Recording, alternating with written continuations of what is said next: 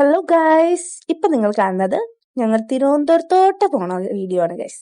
ശരിക്കും പറഞ്ഞാൽ വണ്ടിയുടെ ആവശ്യത്തിന് വേണ്ടിയിട്ടാവും പോയതാണ്. പക്ഷെ വണ്ടിയുടെ സീറ്റ് ഒഴിഞ്ഞു കിടക്കുന്നപ്പോൾ ഞാനും കയറി കൂടപ്പോയി. അങ്ങനെ വണ്ടിയൊക്കെ സെറ്റ് ചെയ്തപ്പം എനിക്കൊരാഗ്രഹം ഗൈസ്, തിരുവനന്തപുരം സൂ കാണണമെന്ന്. അങ്ങനെ ഞങ്ങൾ സൂവിലെത്തി ഗൈസ്. അങ്ങനെ ഞങ്ങൾ കണ്ടതാണ് ഗൈസ് കാട്ടുപോത്തിനെ കാണാനല്ല ഞാൻ ശരിക്കും വന്നേ. ഞാൻ കാണാൻ വന്നത് അനക്കൊണ്ടേനെയാണ്. അങ്ങനെ നോക്കിക്കൊണ്ടിരിക്കുമ്പോൾ അതാ ഗൈസ് ഒരാൾ ഞങ്ങളെ നോക്കിക്കൊണ്ടിരിക്കുന്നു. അല്ല, ഇതാരാ? വാര്യമ്പള്ളിയില് മീനാക്ഷി അല്ലയോ? എന്താ മോളെ സ്കൂട്ടറില്? അങ്ങനെ ആ ട്രോളും വാങ്ങി നടന്നു പോകുമ്പോഴാണ് ഗൈസ് അടുത്ത ആളെ കണ്ടത്. എനിക്ക് തോന്നുന്നു ഞാൻ കണ്ടതിൽ വെച്ച് ഏറ്റവും ആക്റ്റീവായ ഒരാൾ ഇദ്ദേഹമാണ്.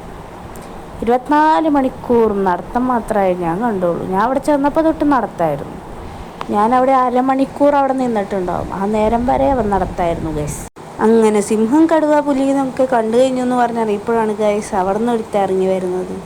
അവനെന്തോ ആൾക്കാരെ കണ്ട് ആകെ ഷോക്കടിച്ച പോലെയാണ് നിൽക്കുന്നത് ഗൈസ്. അങ്ങനെ അവൻ്റെ കുറച്ച് മാസമൊക്കെ കണ്ട് ഞങ്ങൾ എത്തിപ്പെട്ടത് കുറുനരിയുടെ മുന്നിലാണ് ഗൈസ്.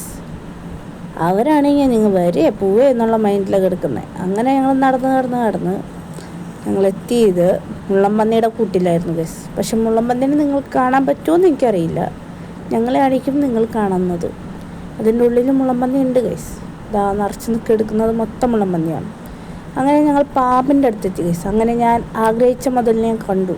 അതാണ് ഗൈസ് അനക്കൊണ്ട. അവിടെ വീഡിയോ എടുക്കാൻ അലോഡ് അല്ലാത്തതുകൊണ്ട് ഞാൻ അറിയാതെ ഒരു ഫോട്ടോ എടുത്ത് വെച്ചതാണ് ഗൈസ്.